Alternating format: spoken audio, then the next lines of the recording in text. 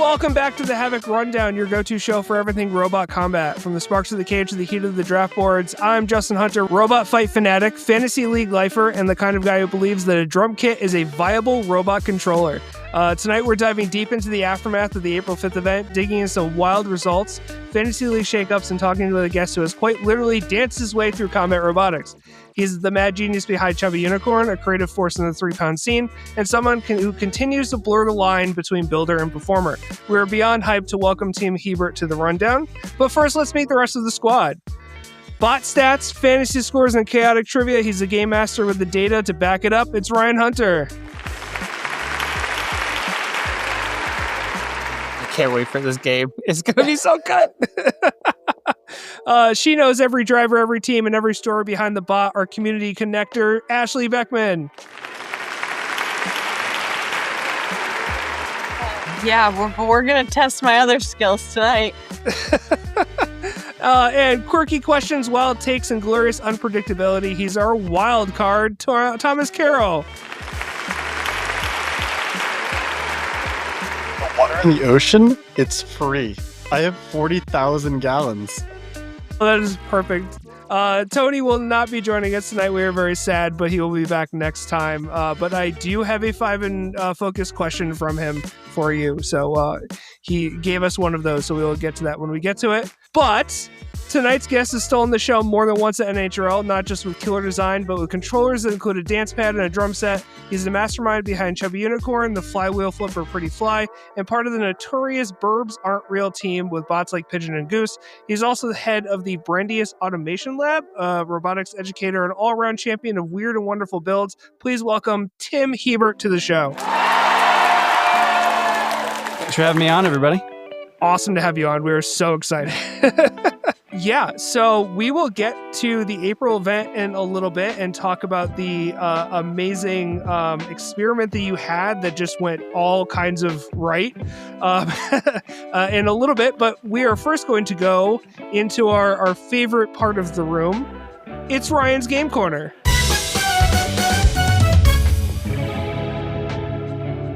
It's my little corner that I have set up, all the little games and everything for everybody. And today, I was driving around in my mail truck going, what's the most evilest game that I can do? I need to turn things over. I need to really make everyone frustrated and everybody, And I realized one of the fun parts of especially our job up at the pit desk, seeing how everything is spelt out and how all these names are very confusing. So today is the first ever Havoc Rundown Spelling Bee Challenge. I will note that this is an audio medium, but Ashley is rubbing her eyes for I'm such a bad speller. This is not... I think it's karma for me, because every time I'm listening to the pod, I'm yelling at the radio, oh, I know that answer, I'm fired. I love the game segment, but I am dead last usually in fantasy, and so this is another good way for you guys to make sure that I stay dead last. And also, Justin and I roast constantly for mispronouncing things or whatever, so now it's going to all come back around, and I can't spell, and I'm not going to be able to pronounce these names. And yeah, I think this is going to be one of those the house wins episode, because I don't think unless Thomas is a secret, the listeners Thomas win. is a secret spelling bee champion. I don't think I can only spell one robot name. Of course, Ryan for spelling when we're missing the teacher.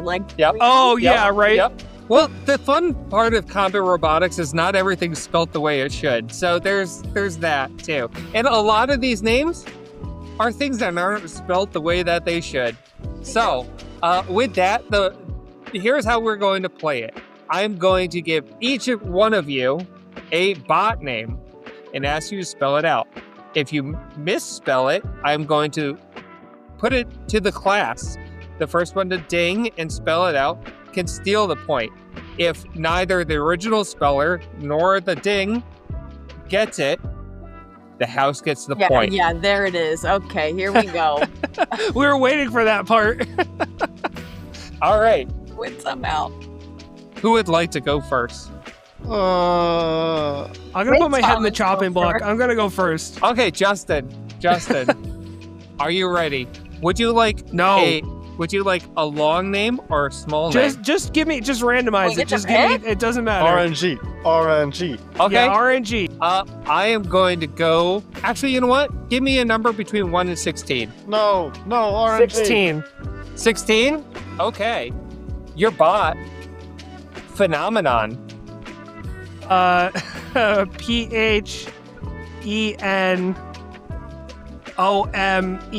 PHENOMENON. Yes. Justin gets a point. Good work. See, it's No going way. well. I chose 16 because I was really hoping that he was going through this list and he had those really messed up ones at the beginning and then he was getting to the end not and he that was one. going, what else can I put in? And I was like, I'm going to choose the last one that he put in because I'm hoping that it's Nope. going to be like one. No, the 30s are at the bottom. That's how it is. Oh, don't Yeah, tell him. okay. That's a secret. Yeah. Good to know. Also, Okay. watching Ashley's face, everyone listening, watching Ashley's face, there was also a roller coaster ride because it went from like sheer terror to phenomenon, and it was like, I know that one. But Tim, would you like to go next? I would. Give me a number between 1 and 15. Let's go 3. Lucky number 3. Third time's a charm. All right. Bagheera. Yes. R-A? Is it double E? Tim gets a point. Oh, All it's right. over. All right. Tim getting a single point already means that I See, you lost guys to are him. doing so well. Yeah, you All started right. with the two best spellers. Me and Ashley are gonna be like Yeah. Thomas, Spell you want to go or cat. you want me to go? rock, paper, scissors, best out of one. Justin, out of Ryan, you one. call it out because otherwise there'll be a delay. Okay. Rock, paper, scissors, shoot. Oh, Rock, both paper, scissors. scissors, I need shoot. to- Let's go. One more. Oh, both Come on, paper. guys. Back to back. We got scissors and then paper. One more. Wait, call it Great out. audio medium. Call it out, Ryan. So I'm trying to give the play-by-play. Paper, scissor, shoot. Oh, Ashley with Thomas scissors. next. Thomas with the rock. Thomas gets the next up. Are you ready, Thomas? No, but I'll give you an answer. 1 to 15 that hasn't been called out yet. Where's random.org? If you're I gonna actually give, should get my dice. I if you're just gonna got make delay dice. it. this, if you're He's gonna trying make to me delay the choose, inevitable I'm gonna here. make this Yeah. as painful for me as 11. Hey, that's the one I was gonna pick. 11. Done. Oh, no, that's not as fun. Pick again. What? Ryan, just pick Denied. one. You just got picked an denied easy of your one. number. Just pick one, Ryan. Okay. Unga bunga. Ryan be like, hey, pick a random number. Oh, that's the wrong random Well, number. it was minute. I can't say what okay. it was. Okay. I'll play your silly game, Ryan. Okay. Unga bunga. Unga bunga. Unga bunga. Unga bunga. Okay, how about this? U-N-G-A Yep. B-U-N-G-A. It's gonna be I wrong. think you're missing But a I don't know character in what there. silly I way that I Chris think actually, decided you to know what? spell this thing. If I you think- spelled it any way different, I'm going to find the nearest mountain and probably just go chill on the woods for a So couple I days. am deciding whether or not that I'm going to decide. You know what? I'm gonna Space in say it, right? I'm gonna There's a say no, space in it or a Thomas. dash? I'm gonna say no, Thomas. And Dang. I'm All right, let going me to. steal. I Ashley already dinged. Ashley. Oh, okay. UUNGA dash BUNGA. Unfortunately, There's no the dash. house has gained a point Oh. with Devastating. UNGA space BUNGA. What? That's what Thomas said. No, he never put the space in. He never put the space in. You have to call it a space? Of course you have to call out a space. That's an important part of the name. It's 2 words. Yeah, that's a spelling bee rule, Thomas. Essential. It's 2 words. It's okay. The I'm house very has sorry. one. I'm The very house sorry. has one. It's the okay. House is one. Nope. The house is one. This is awful. It's no good. All right. I picked 11. Okay. You know what? I will give you 11 No. next, and you can have it. No, Okay. I'm revolting now. That's, I was next kinda next hoping- speller, I got I was this. hoping. Nope, Justin would get next 11. speller. I'm gonna Okay. win Oh, this. great. You can't say it. That's not fair. What? You can probably spell it. Ashley. Yeah, I'm ready. Just give me a random one. Give you a random one. Got Ashley. Capital G, capital H, dash HASTLY. I'm very sorry, Ashley, but Ding. that is incorrect. Ding. Justin, color Justin capitals has too. dinged. Capital G, lowercase h, dash ASTLEY. Yeah, I did the H twice. Yeah, you did that age I'm twice. That Yeah. was dumb. We took it away from the house. It's fine. That's okay. Ryan didn't get the point. Yep. Fun fact: there All were right. 2 Ghastlies at April. Yes, it Mhm. was. They've And been it was at multiple that was events super confusing. multiple times together. It's way fun. Yeah. it's so confusing because I had to go dash or no dash calling them in the pit. I also thought it was It's cool because great. I had Astley and Dan had Ghastly for our first Yeah. fight. So it was Brandeis versus Ghastly for April. Justin, we're gonna do one more round and then we're done. Justin. Okay. I'm I'm gonna go random. I'll tell you what. We're gonna go emulsifier. You're picturing the screen now. He is.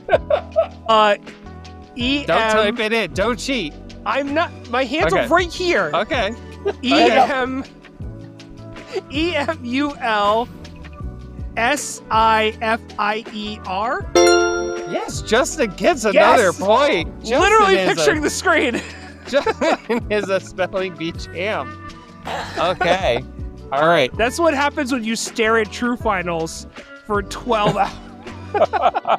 Over and over and over again. Tim, your second word is a RoboJackets bot. It is hockey. It was the most recent appearance of hockey. I don't know how many eyes. How many eyes were there? I think it's version 2. HOCKII. Tim gets another point. Nice. It was the second. It was the second. I had to think about that one. I was going back and forth in my head whether there was a C or not. I was like, was it HOKII or HOCKII? SCKII. All right. Thomas. 11. 11. I was actually hoping this would go to Justin, but It's Min fine. and Plusle. Oh, Don't So- forget your spaces. yeah, right? No, it's okay. So we're doing spelling bee word rules. So Yeah. I'd like you to say the word again, please. Use it in a sentence. Use it in a sentence. No. What's he the asked me to say it origin? again. Say it again, please. Minin and Plusle. Can you define it? Minin and Plusle are 2 Pokemon from the Pokemon franchise. They are 2 small mouse-like Pokemon with electric type. One is red and one is blue. Can you use it in a sentence? Okay, just spell it. Minin and Plusle are excellent robots. What is the language of origin? Oh, jeez. The language of origin, I believe, is Japanese. I would like to begin spelling now. Okay. We It would like is. you to begin spelling too. Okay. All I need is like the number around his neck right It now. is M I N Please silence in the auditorium. N space A N D space P L U S L E. Thomas has earned a point. Then the crowd goes wild. All right. Right. All right. It was the using in a Ashley. sentence that really helped out. Actually, let's see if I can get the last point for the house or not. Are you ready? Sure. Would you like a small name or a long name? I don't care. Elytra. Emily's gonna kill me if I get this wrong because it's a Merkabot. ELYTRA.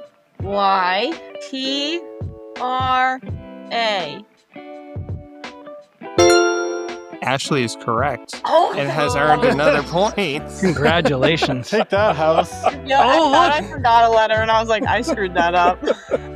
Oh, look, you got it. You got There's it. there's a silence that I want to keep in. All right. Well, this has been the first ever Havoc Rundown spelling bee by the guy who spelled Havoc with a K. Thank you for coming into my games corner. Now get out. I still can't believe that we didn't get to spell PLECTORHINCHUS CHAETODONOIDES. No. No. I was thinking a fun one. TORHICHUS dash CAERULU. No, ONOTHUS, I think. I'm not even Did gonna I try. spell the wrong fish? I think you did. I think No, you did. no, Yeah. I believe you were looking for the blue bastard fish. Yeah. Yes. I think you spelled the wrong one. Man, it's too many dang blue fish. Either way, that's Pointer Hingus. Oh, it's I was probably thinking blue marlin. a few other ones. Oh no, we're done. That's the end of the quarter. We'll go on to the next thing. No, next box name is Humana Ultra Microscopic Silicovolcanoconiosis. That was my robot name. I was thinking B-Force would be a fun one because B-Force doesn't have a space in between the B and the Force. Too. Thomas knows that though because Yeah. he calls them B-Force. Yeah. BEFHORSE.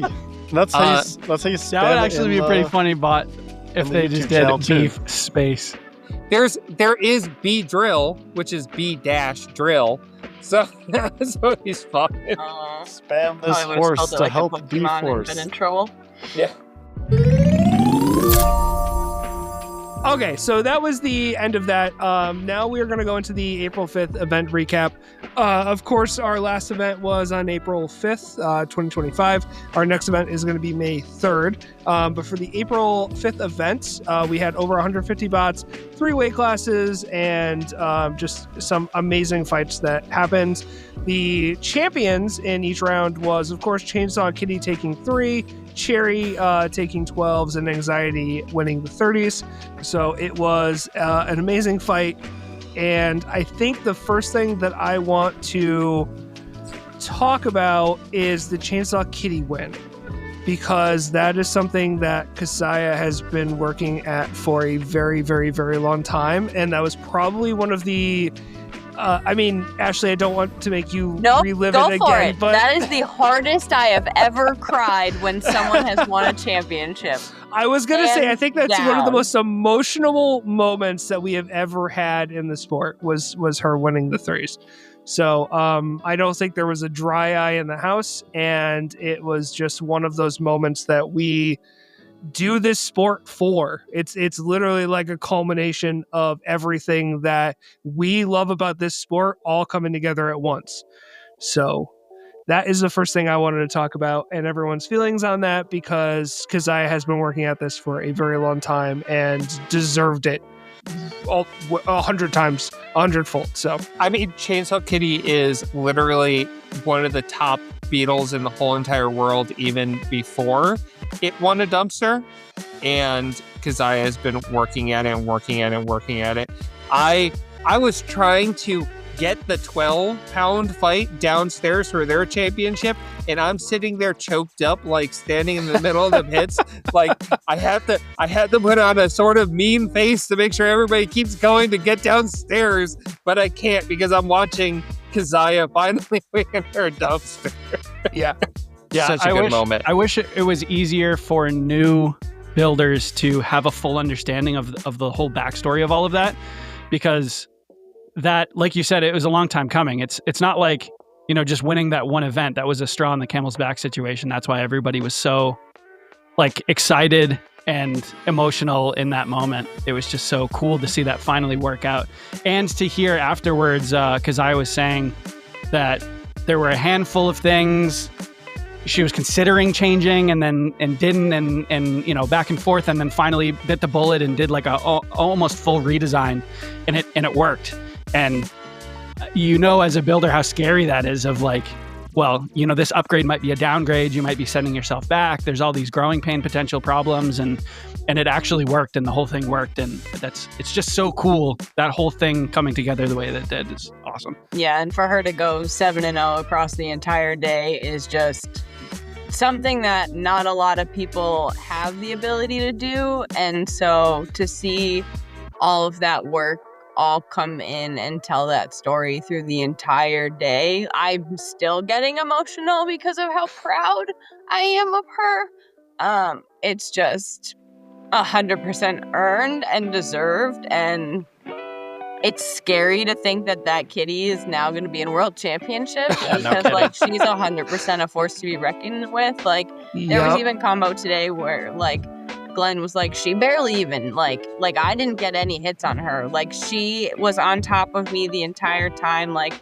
and Glenn is like worked so hard and has come so far and is one of like the greatest drivers we've seen recently. And for her to just dominate that entire fight is just so incredible and just not something you see very often, but like so deserved and just incredible to like see over and over and over again. Yeah, she was on top of him that entire fight, and the tide really turned. I think it was about a minute in when she snipped his belt, and that was it. Because I mean, for horizontal, as soon as that belt is done and your weapon, horizontals aren't known for their pushing power. It's not known to be able to get those spins and do those kind of things. So for a horizontal to lose the belt, I mean, that was it. But in order for her to do that, she had to be on top of him the entire time. And that's all she did. She was just smothered him, did the job. And I think and I don't want to make Ashley cry. I really do. I'm not trying to, but I think the biggest choke up point for me when I was watching that is right after it finished and Glenn went up and gave her the hug and said like how proud he was. Like I was like, that was major like dad moments to me. And I was like, oh God, don't cry. Yeah. Shout out to Glenn for the sportsmanship. That was so, that really pulled it all together. Cause Glenn's a fierce competitor. He's serious about this. He's trying his best every time. But he also has that respect of like, no, straight up, you beat me. It is what it is. And I'm proud of you for doing so. And he was not afraid to announce that. And I thought that was so cool. Oh yeah, 100%. It was just, again, major dad energy. I just felt like that whole thing. And I don't know, that was the moment that I really started to like, oh yeah, because I had won. And then he did that and I was like, oh God. So yeah, that was amazing. Probably one of the best moments that we've had in NHRL history, especially definitely the most emotional moment that I can think of that I've been a part of. Also a banger fight. Seeing Caldera hit the ceiling is awesome. Oh, hell yeah. Everybody loves that. That's great. Yeah. I'm just glad that I'm not at the championship because I do not want to fight Kitty. Yeah. Good luck, everyone. Yeah, no, thank you. The other thing that I wanted to talk about as far as the threes, because we'll get into Chubby a little bit in a second, and the new what you did this time. But the other thing that I wanted to talk about was the 2 threes that got into the final bracket and got very far into the final bracket that nobody picked up in the league. And we were kind of all kicking ourselves watching Big G and Beam Supreme Refried go so deep into the bracket. And we were like, why did no one touch these? But I mean, Big G, I think was relatively new or brand new. So Big G, they've never been to an NHRL before. Yeah. They've competed all over, including like RCE and like done the nationals and stuff, but they have never competed at NHRL. And so this was their first time kind of coming. They came up with the Florida guys. The gentleman, the dad of the team knows Andy from Palm Beach Bots really well, and they have a really great relationship. And so Andy has obviously come and whatever. And so this was their chance to kind of really test out how good they stacked up against some of the people that they think are like the best of the best. And they held their own all day long. They stack up. It was really cool to see. Yeah. Oh yeah, they stack up. I believe Andy was actually in the pits helping them. He was, too. for sure. Yeah. Being Supreme is one of those bots that at this point it's like, why didn't any of us pick Being Supreme? Because Being Supreme has been doing this for a very long time too. Being Supreme Refried and Being Supreme Refried, I was actually talking to what the hell is it? I was talking to Hodor Oh, Ariel? Oh, I was talking to. I'm sorry, Really? my brain fried. Just cut that all out. We're going to just no. Ariel. I'm sorry, Ariel. It is 9:30 and I had a very long day. I was talking to Ariel and it was like we were talking about. It's a lot like Hodor too, and I didn't realize when we were doing it. I thought Beam Supreme was the old. It used to be a beater bar, Yeah. but now it's that lifter. And it is so damn good. It is so damn good. Well, again, I'm really bad at names, and I don't remember the driver's name, the kid who drives it. I don't Ravi, remember right? his name, but I remember the first time that he was. Ravi. Razi. That sounds. Ravi, yeah. I remember the first time that he showed up with Beam Supreme, because Beam Supreme was the beater, Beam Supreme Refried is the wedge. And I remember when he first showed up to drive the first time, like he was smaller, and he's just grown up doing this. And he's one of those that you look at and you go, wow, if he continues doing this and he started this young, can you imagine what he's going to be like in a couple years if he's already going top 8 with a bot, and just the things that'll come out of his head, and just the better and better that he'll get at driving, especially since at a younger age, your reflexes and stuff are just so much easier to train and so much better. So he's already an incredible driver. Yeah. And to that point also, I know Sir Slicey didn't qualify, but they did make top 8. And watching Evan over the last year and a half to 2 years has been really cool.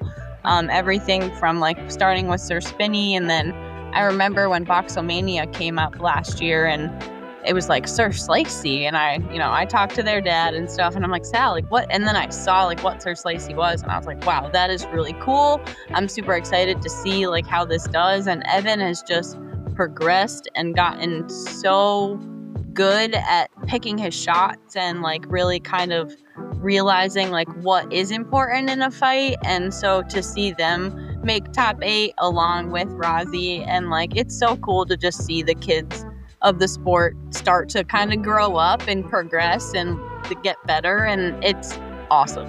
And Big G was also driven by a kid as well, and it's really funny that the two of the kids took out Julian and Dima. Am I saying that right? Yep. Dima, yeah.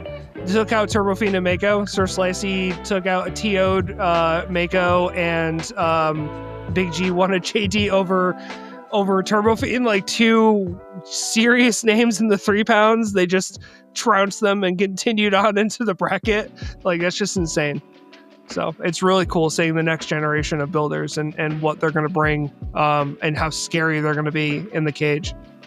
Sir Slicey's design is pretty cool, innovative as well. The tilted bars like that to get an effectively larger Drisk, almost a beater bar out of a Drisk, that's a really clever, pretty cool idea, and it's super well driven. So yeah, very cool. Yep. And then the last thing I want to talk about is one of my favorite looking bots, of course, Kokoto Juxtaposition. I was not aware of what this thing was, and then he brought it up to the desk, and I went, dude, you're an evil genius. Because I was I looked at that thing and I was like, that is so cool. So anybody that did not see it, it was basically a wedge that hit you from underneath, and it did it in the most simplest, brilliant way possible. And I was like, dude, that bot, you just have these crazy ideas, and I just love seeing what comes out of your brain. So Kokoto, if you were listening, keep them coming, because your designs are just top notch, dude. Top notch. I don't think he can help it. Kokoto's built different. He can only bring cool stuff. He doesn't know how not to. Yeah, I agree. So before we get to your the league stuff and the 12s and the 30s as far as April 5th, I just want to talk about the cool controllers that you brought and just what you did with the Chubby Unicode. Hey, for anybody that didn't watch or didn't understand what was going on, can you just give a general breakdown of what Chubby was for April, what your general idea was? Totally, yeah. So Chubby Unicode was just Chubby Unicorn. It was the same exact physical robot. Yeah. I love you, Thomas. but I just drove it with silly controllers. So as Justin said, I had a dance pad from Dance Dance Revolution. I had Guitar Hero guitar, the drum set from Rock Band, and steering wheel and pedals. And so I was taking the joystick inputs into a Raspberry Pi, and then I'd convert it out to trainer port to feed my just regular old radio, and control Chubby in that way. Yeah, that's really cool. And the one that you told us about that you never got to, that I was most excited about being a PC gamer, was the mouse and keyboard, because I know for me, I've always looked at the mouse and keyboard and thought, how could I drive a robot like this? Because it works so well when I'm playing video games. I just wish I could translate that into the box. So maybe next time, maybe we'll see that in the future, because Chubby Unicode, I think, did better than you thought it would, right? Because you went into the day just thinking this is a cool experiment. I don't know how well you're going to do. And then you went 1 win, 2 win. And honestly, dude, you almost won that third one too. So knockout, okay? I really think that you should switch to these controllers full time, because he did better with these controllers than you normally do. I don't think I should switch full time. Everything about that bot went better than I was expecting. So honestly, Chubby Unicode was never supposed to be like a media machine, like a fun meme robot. I was trying to do like baby steps towards some self-driving stuff. I like the mechanical stuff, and I like driving, and I like all of this aspect, but I also like some software stuff. And I'm just not in a place right now where I have enough time to like dedicate to a melty brain and build a whole separate robot. So I wanted to try and dive towards some sort of self-driving or driver assistant stuff. And this seemed like a reasonable way to get a computer to drive the robot, right? Like I would take a controller input as joystick into a computer of some kind, convert it, and then dump computer language back out to be able to drive the actual robot. So that was really the objective here. I was like, oh, but then, it'd be funny. What if I used a dance pad or, so it turned into that. And then people fell in love with the idea, because I think it's just like you see it and you immediately know that's a stupid idea and it shouldn't work. And then it does. And that's exciting. And it gets people talking, and you can't help but like, oh, but what if you could control it with this? Or what if you could control it with that? And I had people talking about, like Nintendo Power Glove and Bop It and, all sorts of the like, Power Glove. You can't help but to think of other silly controllers and stuff. So I think that's kind of why it took off and people were so excited. But I mean, that's all you can really ask for, right? Is like, if you can get people thinking and you can get people excited about robotics, then like, awesome. That's kind of the whole objective here in the first place. So. Okay, I will just do my old man video game knowledge and just say, a Power Glove, you're going to use that for something useful? Okay, now we can continue. I actually did look into trying to find a Power Glove, and one, they're impossible to find, and two, even if you can find them, they're out of stock, and the price, if it was in stock, is just, cost prohibitive. It's not realistic to do. So. Yeah. There was nothing more funny than standing outside on Friday and the Brandeis van showing up, and you see just here comes Dan driving the van, pulls in, Tim slides open the door, and there's just like game pieces, and I'm like, what is going? Like, there's a drum set, and I'm like, what? And I was like, and it, all of a sudden it like clicked, and I was like, this is gonna be epic. It was completely absurd too, because we had that huge van, and thank goodness we had the huge van, because it was both Frog Spawn and Frog Spawn is Daphne's bot, and Rotatinator is Dan's bot, and neither of them packed light. They packed all their gear and extra tools and whatever, and my stack of garbage was like twice the size of both of their stuff. So it was just completely absurd to try and bring it in. I appreciate the help, actually, Ashley, because there was a lot we had to bring up to the table there.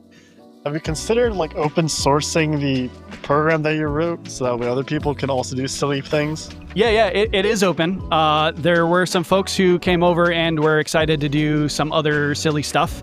One group, I don't want to say it wrong, but I thought it was an MIT group doing a plant competition, but I could have the schooling correct.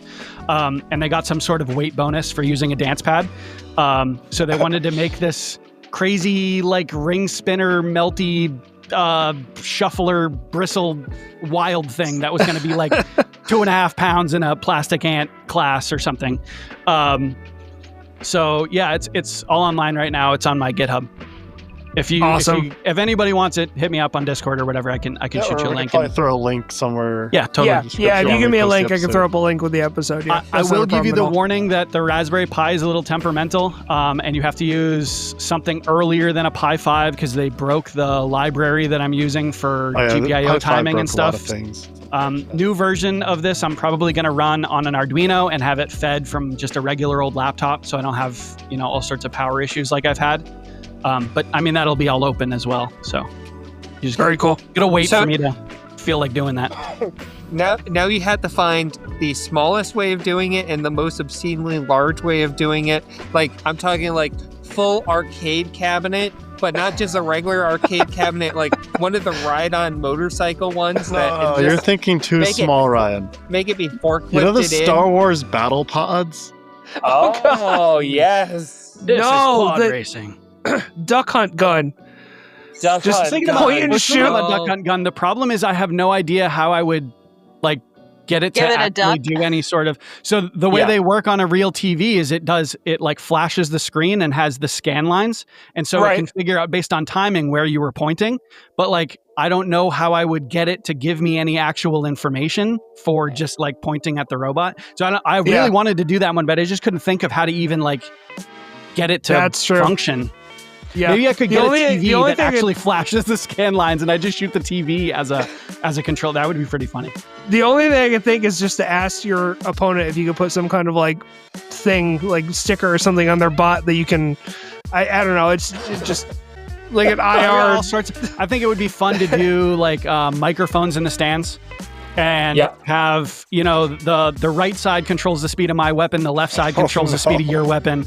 Or Jameson Go and I were talking about this. If we did 2 dance pads, we could have a dance off. Oh, so both of us are. There's all sorts of different Rumble style things that you could get into with stuff like this. I think would be really fun. Would be audience control. You would log into a web page. Well, we mentioned upstairs we were talking about Twitch fights robots. Twitch plays Pokemon. But you were saying the latency would just be so bad. Some of my students and I were talking about a way that we might be able to try and pull that off with lower latency. But yeah, that would be the latency would be hilarious. Everyone would be forward, forward, forward, and then several seconds later, it decides to go forward. Yeah, so that was awesome. Looking forward to more on that project in the future, Tim. So let's just touch on the 12s really quick, and then I want to talk about the 30s because we had the Vasquez and everything in the 30s. But the 12s were pretty good. We had some of the MITs in there. We had Caldera 12. We had Mine and a Puzzle. We had Void, which is a Promheta, basically, right, Ashley? Zach is on the team. It's a Promheta with a hub motor. Right. Okay. And shout out Ashley for pointing out Void to me at Moto, because that's the reason I'm not dead last now in last place, dude. I got you. Void giving me all those points, those juicy 12-pound points. Yeah. Void helped you get out of last place. I think Emily's in last place now. So I think you're actually third to last. I don't even think you're second to last, if I remember correctly. We're making progress here. I think Glenn auto-rolled. Glenn auto-rolled. He's in 26. Emily's in 27th, and you're in 25th. So you're not in last anymore. Yeah, 25th with an asterisk. Yes, and for anyone listening that doesn't, I really should make the points public just so anybody that's interested on the Discord can see it. But Dan DeShino, Tim's teammate, is in first by a wide margin. Yeah, he's an anomaly. He's had 3 amazing events, and the points difference between last place and first is 116 versus 347. So, yeah, for a bit there, the competition. Yeah, for a bit there, the difference between first and second was my entire score. It's unbelievable. Dan's it's not even fair. We knew he was the stats guy. Everybody knows Dan's the stats guy. He knows all the stats, but this is just upsetting. We can't even consider him anymore in the game. It's not fair. He could just lose the rest of the season and still crush category. Yeah, he gets his own. We do still have quite a few events left that Yeah, if he has like one or two really bad events, like someone could catch up, like the points could even out more. But yeah, he's had 3 solid events that has just rocketed him into first place. So it's more of like second and down is the competition at the moment. So we'll see how the next couple events go as far as that is concerned. It really feels like we all went, oh, this is going to be fun. Let's do this. And Dan went, I can win this. I can get this. Yeah, us mortals, and then Dan. Yes. On our Discord, Dan asked Justin for the stats, the point stats so far for robots that have competed so far this year. And I'm just like, I think I know where you're going with this, Dan, and I don't want you to have this information. Don't make it more powerful. Yeah, no, yeah. He was actually he was trying to compare his actual top list. So if he just got first pick every round, like if he got exactly the bots he wanted every single time, he wanted to calculate what he would have got, because he actually did. There's a couple of bots that he got lucky on that his primary picks were already taken. And so he picked something lower on his list that ended up doing really, really well. So he was smart enough to have that, higher on the kind of like mid pick and got away with it. But he was just curious to see like what would his score actually be if there was no luck involved. Like it was just picking, only his top robot. Yeah. Okay. Yeah. That makes sense. I was more of seeing like, well, this is finding out where that mean is, where that like, where bots like earn more points and what it means to go, what you need to look for. I'm very interested to see what like he looks for in a robot to know that's the bot that should be number 1 in his pick order and 1, 2, 3 in his pick order. Because right now, like I know a lot of these bots, and I know like drivers, and I know like I'll pick Caldera because Caldera is like really well. But that doesn't mean that Glenn's not just going to have a bad day. So, like, it's also, it feels like we're all playing and going, oh, this bot's great. We'll pick that one. And Dan's going, statistically. Well, what's crazy is Dan does this all based on vibes. So he's got a separate spreadsheet. He stack orders them. And then he watches every stream of, all the obscure streams you've never even heard of. And he's like, he just loves this stuff. So he can't help but to watch it all the time. So he has a better idea of like bots that haven't been at NHRL yet and things like that than I do for sure. But I've got a pretty thorough spreadsheet. Like I'm the kind of weirdo who was spending more time playing League of Legends in a spreadsheet than in the game, right? I wanted to pick like, at this exact point in the game, you get this specific item for this particular boost, and you got, I have fun with the spreadsheet stuff. I joke with some of the Team Pandemonium folks that like, I don't even like combat robots. I just like spreadsheets, and like this gives me lots of data for me to play around with spreadsheets. So I have like very thorough fantasy picking stuff, and clearly it does not work. like that is not the right answer, obviously. Yeah, it's just interesting, some of the ways that it's done and some of the choices that have happened. And Dan just picking on vibes just happened to have fallen into 3 back-to-back really good events that has just gotten him some really good points. So, it's just up in the air. So lastly, I just want to talk about the 30s, and I think the big story in the 30s, except for Ryan, if you want to talk about Kratos, because Kratos had some issues. They caught fire. Kratos had a few issues, but that doesn't mean it wasn't an amazing robot. It was better than even I was picturing it from when we were talking to them on the last episode. The body of Kratos for a 30-pounder is like tiny. It's like thinner than like some barely threes. like, yeah, it was like barely maybe 1.5 inches wide at most, with the giant bar on top of it. I love the MIT people. That robot was really cool. No matter how it did that day, I am super proud of them. I'm super proud of that robot. Yep. And I would pick it again in a heartbeat. I felt really bad because they were having a lot of issues, and there was one point that I walked past. Anhad had Kratos in one of the smaller test boxes, and it was literally, he was on the ground, staring at a laptop, staring at Kratos, staring at a laptop, staring at Kratos, staring at a laptop, and you could see like the stress on his face. And I just felt so bad that I wanted to go over and like just like give him a hug. And I was like, no, he's too like that. He's too concentrating right now. He'd probably tell me to go F myself. Like, so, but yeah, I felt bad. I think the interesting story here is the Vasquez's brought Lil Lash, which I had not seen pictures of before April. And when they brought it up the first time, I turned around and I said, that literally looks like they took Whiplash and put it into a shrink ray. Like, there's no, I could not tell the difference between Little Lash and Whiplash except for the size. It was crazy. It was crazy Which how they were able to do that. May actually have been, because can anybody prove to me that Matt Vasquez is not a witch? Right? With all this craziness happening, like round after round, like everybody having problems and then them having problems, and there's like, what an unbelievable adventure it was to see those fight.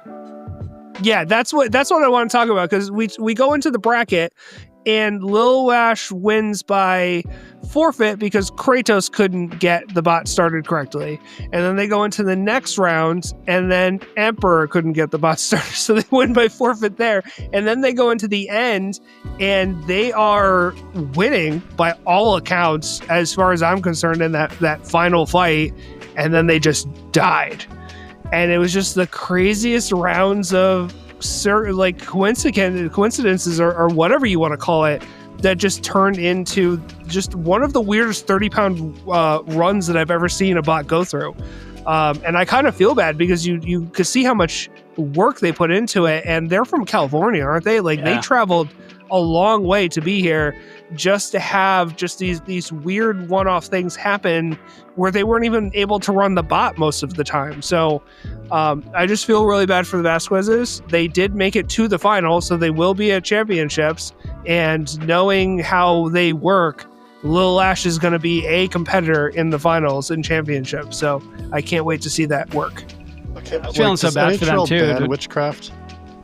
Oh, say again, Thomas, sorry. Does NHRL ban witchcraft? I don't know. You're going to have to ask Kelly that. Tim, that's a hazard bot thing, right? Tim, you need to go to the Wizarding World of Harry Potter and get one of the wands. The wand, yeah. And then do Chubby Unicorn with it. We talked about that too. Yeah. I think that would be so funny. If I'm having to lean left, lean right, lean left, like point the wand. I think that would be so funny. Yeah, it's not Leviosa. It's turn the weapon up. Yeah, I was going to say you have to do like actual spell things to get the weapon to go higher and higher. Pronounce like, it right. Just continuously. Yeah, if there's a vocal component. That would be cool. Yeah, I was feeling bad for the Vasquezes as well because, they're coming from so far away. They did so much preparation. Like, the bot is beautiful looking. And then they just don't get fights all day. It's like, you could just see in their face that was like, come on. Like, we're just trying to get some drive time, like get some stick time on this thing. So hopefully they get a lot of stick time for finals. They also brought 00, which was a really cool robot. I walked in and they were hazard testing that thing, and I was like, what in the world is that? It doesn't look like any robot I've ever seen ever. No.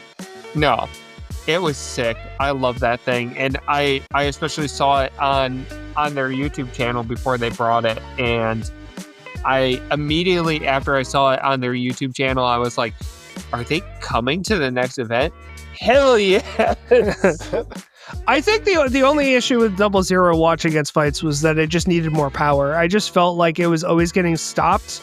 It always just didn't have like the edge as far as power is concerned to do what it needed to do. Like, I feel Droopy has the edge, and the whole reason that Droopy is successful is because of those blades and how fast you can get them going and just being able to keep them spun up. And I don't feel like 00 was able to keep them spun up the same way that Droopy can.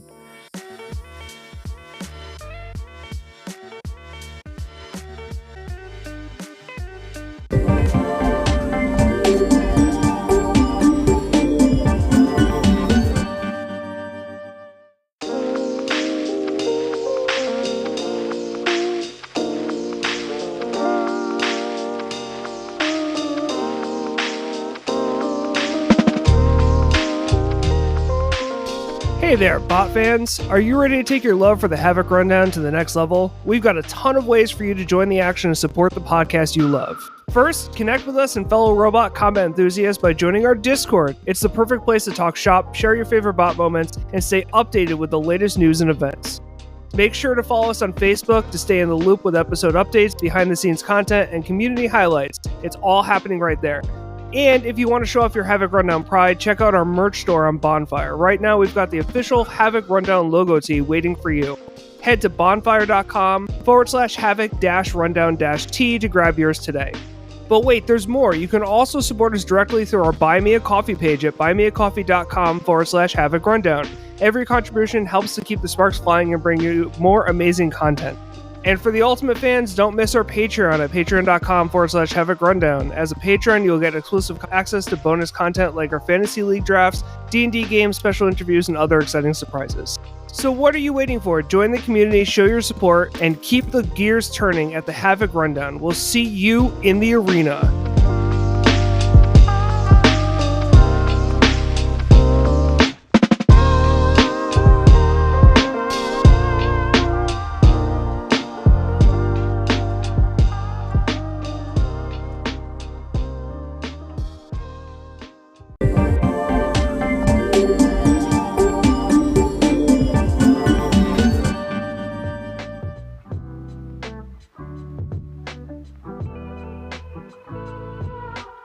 Of course, we have Tim here. We've never had Tim here before. So for our first time guests, we always do 5 in Focus,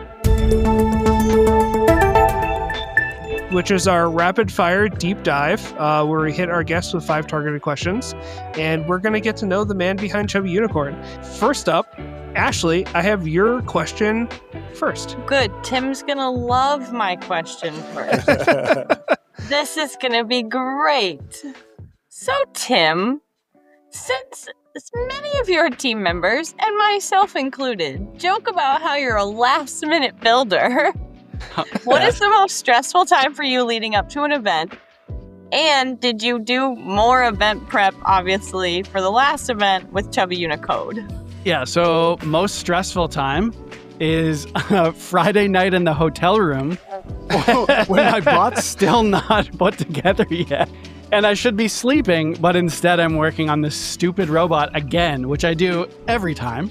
And yes, I actually did prepare tremendously more this time. I actually bought 5 robots fully working to this event. And I basically didn't change anything from, Motorama before that. Right. So the bots were already, I put them back together. They were already working. So I was ready to go. Just tested them. I pulled some things apart and made sure they were working, re-Loctited some stuff. It was very, very basic reassembly. I did spend a lot of time on the code and refining all of that stuff and trying to make sure that it would actually work. And the big issue that I ended up having was Raspberry Pis. This is what I was talking about earlier a little bit. Raspberry Pis have some goofy power issues where they're just not happy with battery power. For whatever reason, even if the battery that you're powering it from claims that it can supply more than enough current than you need. And so I ended up, almost all of my development I did, on a desktop, but then all of the testing stuff I did with it plugged into the wall with a separate monitor, and it was totally fine. I had no issues at all. It was rock solid. And then I kind of last minute, which is dumb, switched over to trying to make sure it was entirely portable because I don't have an outlet at the cage and I wanted it all ready to go. It needed to be fully battery powered. And so I'm trying 5-6 different batteries, all that seem like they should be just fine. And it would, either not boot up because the monitor took too much power, or it would, be in some sort of low voltage warning and be in a protective mode or whatever. There was all sorts of weird issues I had. And I swapped over to a Raspberry Pi 5 because it has USB-C so that I could, use maybe a different style of power supply. And I was like, oh, this is great. And everything was working. I had the monitor going. And then I find out that the library I'm using for the GPIO stuff doesn't work. So I had to go back down and find a Raspberry Pi 4, which I didn't have. So I had to borrow, it was just back and everything that could have gone wrong in the last 2 days leading up to this went wrong. So that was super stressful trying to figure all that out. And I was trying to keep this a little bit secretive because I didn't want to get people's hopes up and be like, oh, I'm bringing this silly thing, and then not be able to, get it to actually work. Makes sense. And I had told some of the production crew, I'd told Gil and stuff like that. So I was still kind of under the gun. Like, I needed to get this thing done. And I was like, I don't know if I have to withdraw. Like, I don't know what I'm going to do. Like, do I have to resubmit it as Chubby Unicorn and just drive with a regular controller? Like, I was not getting it to work. And then finally I got it going, and what a nightmare the day or two before. So yeah, honestly, so to answer your first question correctly, when I brought Pretty Fly, the Friday before, when I brought Pretty Fly, was the most stressful I've ever been for an NHRL. So that robot's got like a part count of 2 bazillion, and everything's overcomplicated, and you have to disassemble everything to get to anything, and it was not working well. So yeah, that was an adventure. Cool. Ryan, you're up next. Tim, I'm going to go with more of an interviewee question. What have you learned from your experiences as a builder, and how have your abilities grown since you started? Yeah, what have I learned? I've learned I don't know that I can boil that down into like one answer. Okay, I'll go the other, instead of what you're expecting me to answer, I'm going to answer it a different way. So I am the staff advisor, staff faculty, whatever combo advisor for the Brandeis Robotics Club. And so a lot of what I'm trying to do with all of this stuff is teach students about robotics and like get them enthusiastic about robotics and get them to learn about learning. And I run a robotics lab at Brandeis. And I do teach, or I have in the past taught a robotics course. And the difference in the enthusiasm of students doing combat robotics as a club versus learning robotics for coursework is astronomical. And some of that is definitely I have to get this credit, so it is what it is. Like you're kind of there because you feel like you have to be there versus, extracurricular, you're there because you want to be there. That's definitely an aspect of it. But combat robotics is like cheating at pedagogy. It's like the ultimate teaching tool that I didn't realize it was. And I have students messaging me at stupid o'clock in the morning, desperate to learn about this crazy physics equation that I've never even heard of before, because they really need their robot to be 1% better. Like this, the competition aspect and the creativity freedom and just this whole package is unlike anything else. And I think that's really what I've learned, is that combat robotics is the right answer for me to do the teaching thing. And I need to figure out how to do that the right way, but it's definitely the right answer. That's really awesome. I'm being dumb here. It's Brandeis University, right? Okay, cool. I think that's really awesome. I was mispronouncing I thought I was mispronouncing a team name. I did not realize I was mispronouncing a university's name when I was mispronouncing a human's name. So is Louis D. Brandeis the Supreme Court Justice, super duper famous Supreme Court Justice? Way to go, Justin. Way to go. To be fair, it's spelled weird. The whole I before E except after C thing, Justin, I'm going to need you to spell Brandeis University for us, please. No, hands up, no Googling. That screen light up. You're like... No, I cheated. No, I'm joking. I'm joking. No, Don't worry about it. It is spelled weird. Yeah. It is seriously spelled weird. Brandeis. Yep. I have to spell it out for anyone I give my email to and stuff. It is strange. And so that's the other thing. So our team name was Dicey Robotics. And if you're on Brandeis's campus, they call things DICE all the time. So I'm wearing a hoodie right now. I know people at home can't see, but it's DICE Hacks. It's our hackathon. DICE, DEIS Hacks. And so that was our fun play on words thing. Dicey meaning sketchy or, dangerous or whatever. Dicey Robotics. And it was spelled DEISY. And we thought it was a clever, play on words thing that would work for, seems reasonable or just cause or whatever, whatever. 0 people understood the joke. Nobody got it. Nobody got it. So clearly it wasn't a very good joke. I have to confess, I've been looking at your sweatshirt this whole time. I thought it was like a Swedish thing or something like that. I thought it was like German. It looks German. Dies Hawks. It's Dies Hawks. That's so funny. That's so funny. It's Hawks. It's the movie where Arnold Schwarzenegger plays a computer hacker. Dies Hawks. That's so good. I would watch that. I would watch that. I would watch that like too. he gets really pissed off. He just breaks the keyboard. He takes another one out of a bag, places it back on the front, and he keeps typing on it. No, it's like that famous like a soap opera gif where they shoot someone through the phone, but it's him. He reaches through the computer screen and just He punches strangles someone. the bad guy through the screen. He takes out a gun. He goes Control, Alt, Delete. Oh god, that's such an Arnold Schwarzenegger So line cheesy. too. Oh god. I'll be back. Space. Okay, so I'm gonna do Tony's question. Tony asked if you could pick another builder to do a crazy controller fight with, who would it be and which controllers would you use? I know you said the Jameson thing, but is there a different controller, like a guitar hero fight that you would do? Like, I don't know. Is there a builder that you would love to have? Like I think dance of the controllers I already have set up. I think Dance Off is the obvious answer there. That I think that's just funny. Right. But I think it has to be a whole thing, right? Like you have to, like we bump into each other at the pits. Oh, there's a stare down. You get the anime music with the like line shooting across, and like we lift up our sunglasses or something, and like I challenge you to, it's got to be way over the top. I think would be the funniest way to go about that.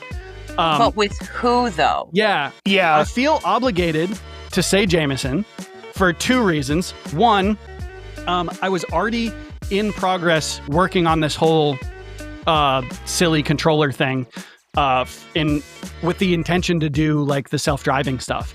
And I listened to him on a podcast, and he was talking about doing silly controller stuff. And I was like, no way. So I like shot him a message and stuff, and I was like, that's what the bottom bringing, like this thing that you're talking about. So that's one reason. And the second reason is, first fight I ever had was against Jameson Go at Mass Destruction at Artisans Asylum. This was in like 2015 or something. And I had a silly little garbage wedge robot that literally made out of like stuff we got off of the trash rack that was just not well made or whatever, but I just kind of wanted to go and see. And we had some students and stuff like just to check it out. And it was against Silent Spring.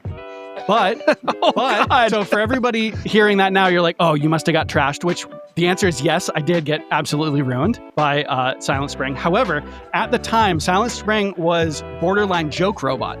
So for folks that don't know the history of Silent Spring, original Silent Spring was actually like, how big, stupid, horizontal weapon can I possibly fit on a robot? And then he scaled it back down to make it more and more reliable. And it finally started like, not killing itself and just ripping everybody else in half. But yeah, it was super fun. That was my first fight, was against Jameson Go, and he'd like basically ripped the robot in half. And he like looks over with, kind Jameson Go, who he is, and he's like, dude, are you sure? Like, the fight can be over. Like, we don't need to keep doing this. And I was like, no, kill it. Like, I was so excited to have him just shred the thing. He was like, you've got more fights today. Like, it's like, no, kill it. I got duct tape. Like, we can figure this out. So that's awesome. So I just want to add something onto like that whole anime thing. I think when you guys go down to the cage, on each side of the cage, they should have not the pad. They should have like the whole setup that you see at a arcade. Like the whole machine, with the bar and everything. Instead of the screen, it's just right up against the cage. So where the screen would be for the dance, it would just be the robot cage. So you're both on like these big elaborate platforms with like the whole bar behind you and everything. You wish you had a bar to hold on to while you were doing that. For the visuals, I was so tired. I'm like way too fat to be driving a robot with a dance pad. It was tough. So the cage manager was shouting like 30 seconds remaining, and I'm thinking to myself like, like I'm in a spin class or something. I was like, are you serious? 30 seconds? I can't last 30 more seconds. I'm going to die. I was huffing and Let's puffing. go, It was a spinners. struggle. Keep it up. It was a struggle. Okay, I have another sport to put into it, and the perfect person for you to fight with it. Gwen is No, I'm not very trying to sword into fight Gwen. sword No fight way. Gwen. Left answer. The perfect thing. Fencing. Every time you connect to a part of the body that's marked off, it goes left, it goes right, it goes forward. You know. Right. I wouldn't even get across the cage in No, 3 minutes. No. I would just have to pour my robot into a bag. The swords aren't sharp, but Tim would still die versus Gwen. Yeah. Like, yeah, hitting the... No, how about whenever Tim gets hit, that's what controls the robot moving. That What will worked. Now we're murder thinking. anybody? Now we're thinking. Everyone come there's up. your other fun tip. Jackalope's first fight was Chubby Unicorn. Oh, wow. Yeah, we're hitting all the firsts. Nice. So Thomas, do you want to ask your question? Yeah, I have a very important question that a lot of builders have been wondering, specifically builders from your team. When is your rocket gonna be done? No. Yeah. Okay. Okay. So, Kevin, Ariel, and I, and Thomas, you already did your level 1, your high power certification. So Thomas was like giving us guidance on how we're going to build our rockets, and we're going to set all this up. And life happened, and I put building my rocket aside, and Kevin didn't, because he's like good at doing things and like executive function or something. I don't know. And he doesn't procrastinate until, the last minute on Friday in the hotel to build his robots.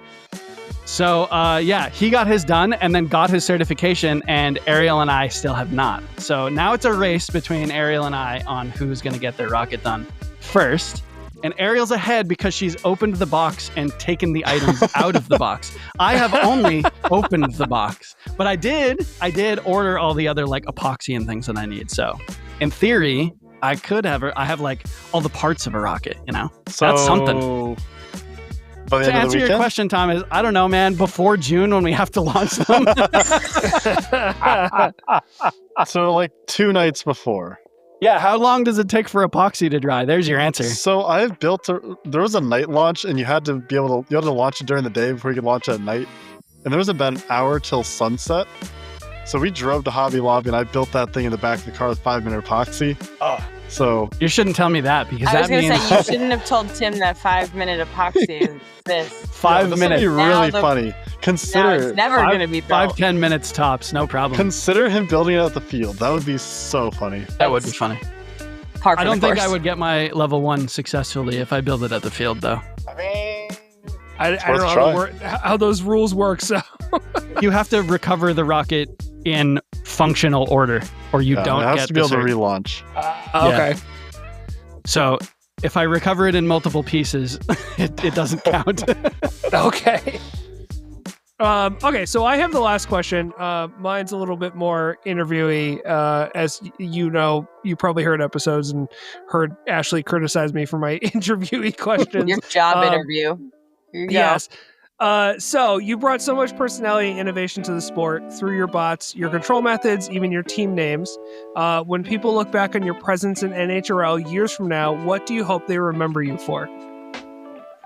See, and that's what I do it for. Yeah, that's he was able to answer everyone else's questions like that. Mine, there's a pause. I'm here for the pause. That's a touching question.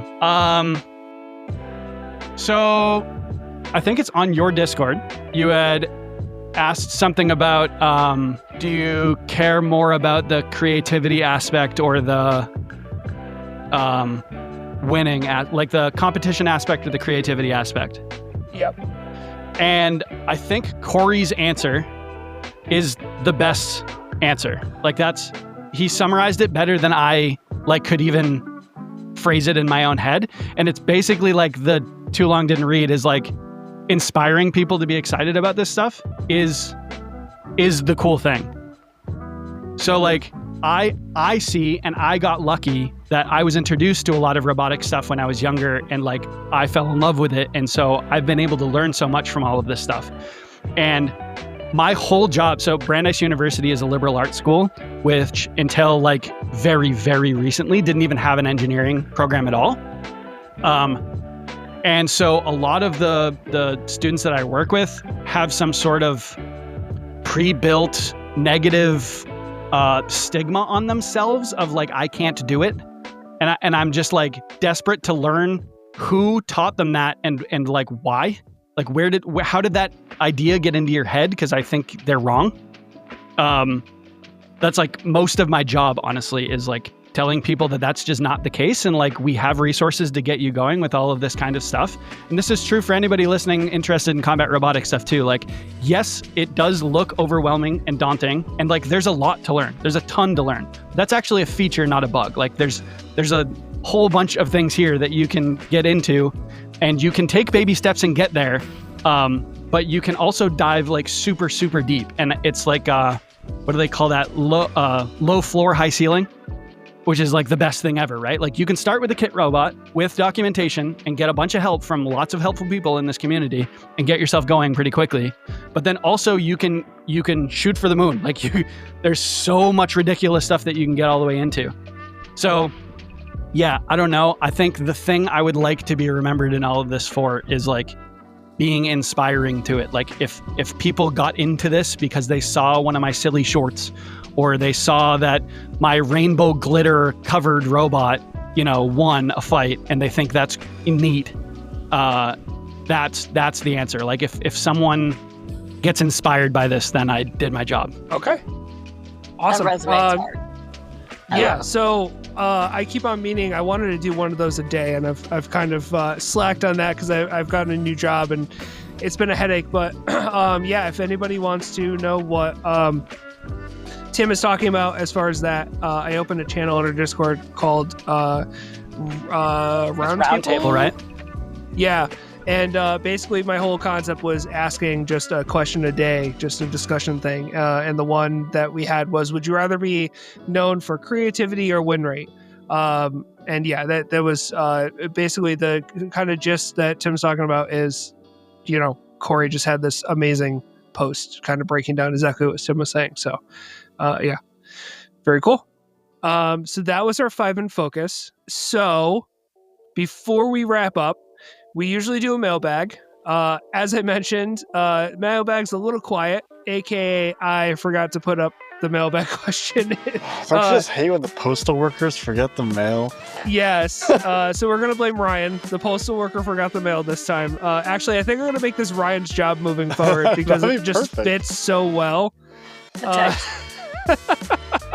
But okay, I'm gonna board up the game corner, put a little slot in there, and you can just shove the mailbag in there. So I have it should be pretty quick. I have a quick secret segment that none of them know about. I'm calling this the rapid fire build off.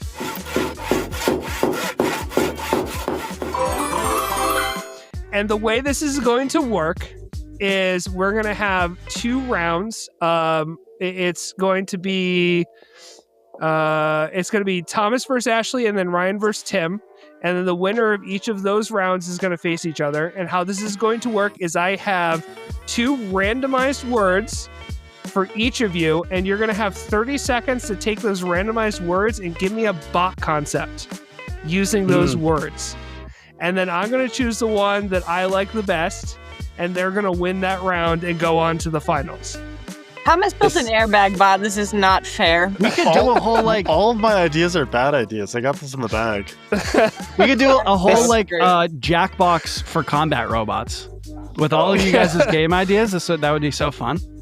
Yeah, so this is why before we started, I told Ryan, I was like, I don't know if I'm going to be giving you a really good idea to use for game corners in the future, but we'll see how this goes. Okay, so I have a 30-second timer. This is going to be Thomas versus Ashley. Thomas and Ashley, who wants to go first? Who wants to try this first? Rock, paper, scissors. No. Thomas, I got this. You're going to go first. Okay, so 30 seconds on the clock. I choose Thomas, 11. Your words are marshmallow and helmet. Go. Well, I think it's pretty obvious that Marshmallow Helmet is going to be the greatest robot. If you've seen Bedside, it's kind of like that, except it's even more disgusting and it ruins the cage far faster. It is just a helmet that heats up with a high resistive load on a massive LiPo battery. It melts a helmet full of molten marshmallow, spills it out on the robot, and causes it to stop moving. It is legal in 4 states. Okay, that is time. Okay, so we understand how the game works. Okay, so that was Thomas's. Ashley, 30 seconds on the clock. Your words are umbrella and echo. Well, you see, if I had an umbrella, I would attach it to Spitfire and send the umbrella up in the air and have it spin around. What was my other word? Echo. And the sounds would echo through the cage and make it sound like it was a tornado. Okay. I agree. So that was amazing, Ashley. I think I'm going to go with Thomas's, but so Thomas no, wins mine's that NHRL round. illegal. Mine's not either, probably. He didn't say it had to be. This is true. Okay. So the next round is Ryan versus Tim. Ryan, you're going to go first. 30 seconds on the clock. Your words are algorithm and moth. Rhythm in moth? Yeah, like the animal. Oh, man. Okay. In moth. Maybe it's a standard... I'm going to cheat a little. It's a standard Chubby Unicode, but it's controlled by a moth that's put into an even-sided cage. And every time it taps the side of a cage... The robot goes in that direction. The way that you cheat with it is you hold a light on the side of the cage that you want the moth to bounce off of. Okay, that's time. So like the goldfish in the car? Yeah. That's funny. Oh, that's so good. Okay, Tim, 30 seconds on the clock. Your words are toaster and lighthouse. Toaster and lighthouse. Yeah, so obviously, if you have a lighthouse-shaped robot, right, you have that height, which means that you can reach down over top of another robot with a toaster element, right? So that you can then, similar to like buffalo wings or hot wings, you can heat them up from the top out of your lighthouse assembly. No brainer, you know? Okay, that is time. Am I picturing like a dippy bird kind of thing? Like it like goes forward and it hits the top of the other robot? Instead of a single impactor kind of deal, like, you get the whole sheet of a toaster. You can melt a large section. Okay, so I love Ryan's idea. I'm going to choose Tim just because of the theming between Tim's idea and Thomas's idea. I want to see them go to head-to-head. So we're going to do final round is Tim versus Thomas. Thomas, you're up first. 30 seconds on the clock. Your words are Velcro and Meteor. Oh, easy. Okay, so it actually turns out the NHRL has a new weight bonus. You're actually allowed to use astrological elements. So my plan is to harvest the power of meteors by attaching with Velcro. So I have this arm that flips a little Velcro strand onto the meteor, whips the robot around, and impacts the other robot. Once it builds up enough energy, the Velcro just unsticks, hits the robot, and it just blows up. Okay. And that is time. Do you need to train miners to go put the Velcro on the asteroid? Or do you send national astronauts that are already trained to be astronauts? No, we only have employees that are 21 and over. Okay. Okay, and final, Tim, 30 seconds on the clock. Your words are origami and jetpack. Origami and jetpack. Right, so think something similar to Serial Killer, where you have an origami shape that you wrap around the opponent's robot. You temporarily pin them, but the origami has a jetpack on top. So you throw them into the ceiling. Instead of impacting them with kinetic energy, you toss them into the ceiling using the power of a jetpack and then release them using the opening powers of your origami shape. Then you drive around and do it again. So nothing but ceiling shots back to back. Okay, that is time. This is Thomas hard doesn't even to have to judge. think about it. Right.